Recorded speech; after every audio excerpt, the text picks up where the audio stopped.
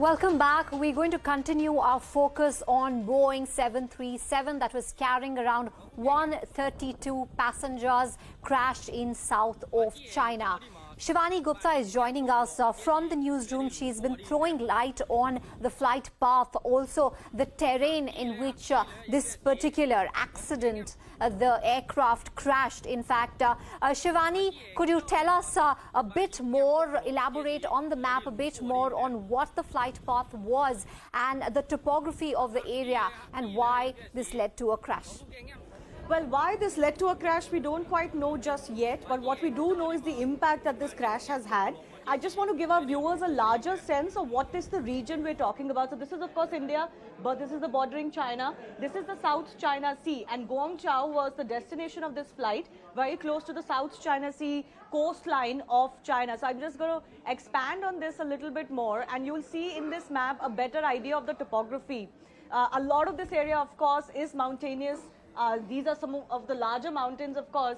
But first up, Kunming is the area from where the flight started, and it was going towards Guangzhou. This is showing 1 hour 55 minutes by a plane. And as we showed earlier, the flight was airborne for about 1 hour 20 minutes, after which the radar stopped, tracking the flight route. So just about 35 minutes before its destination and before its descent, it seems that this flight has crashed.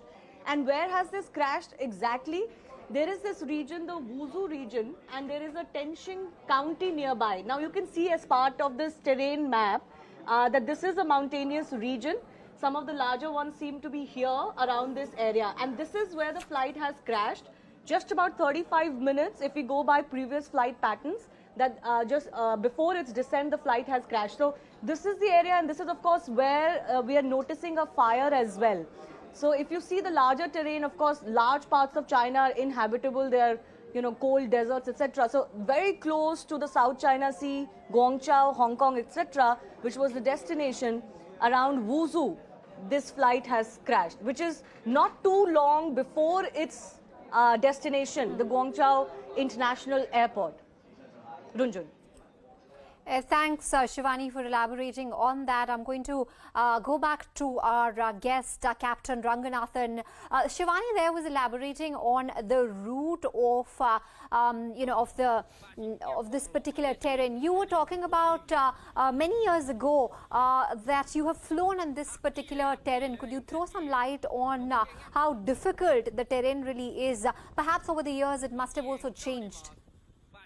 Well, the terrain cannot change. Kunming is an airport which is at 7,200 feet elevation, and it's surrounded by hills which are 10,000 feet. So even going into terrain like when I used to operate, it was very tricky. But now, of course, the modern aircrafts have much better equipment, and even the ground equipment in China is very, very good. But the flight from there, that is a region where sometimes you get these huge thunderstorms. So I really would like to see what the weather conditions that he was flying in. Because if they did encounter one of the big cells and they hit a downdraft, they could lose control. And unless you know how to handle that, it'll be difficult to control a downdraft.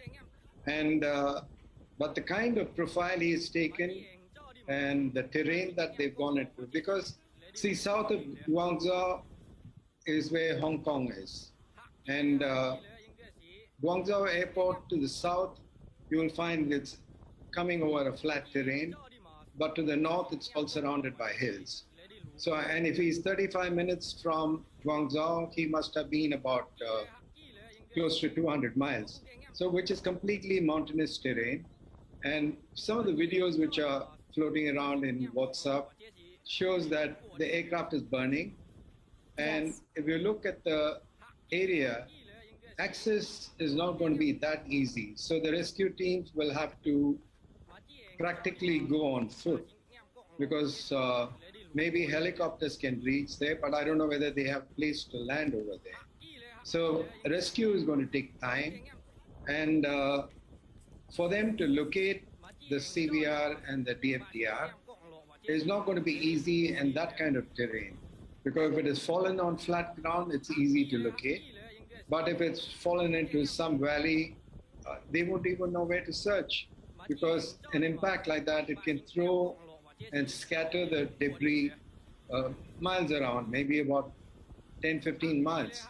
So to search for something in that terrain is not going to be easy. But once they get their hands on the DFDR and CBR, it should be easy for the regulators to find out what exactly happened.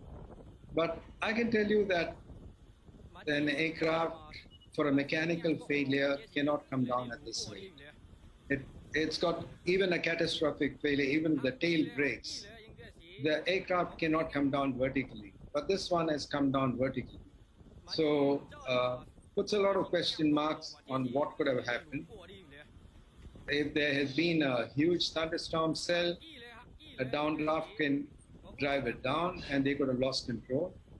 I don't know the experience level of the crew. So right now it's difficult to speculate exactly what happened.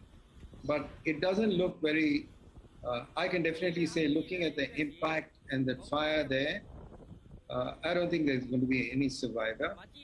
And how they locate the recorders is what is important to find out. Captain Ranganathan, thank you so much for explaining that to us.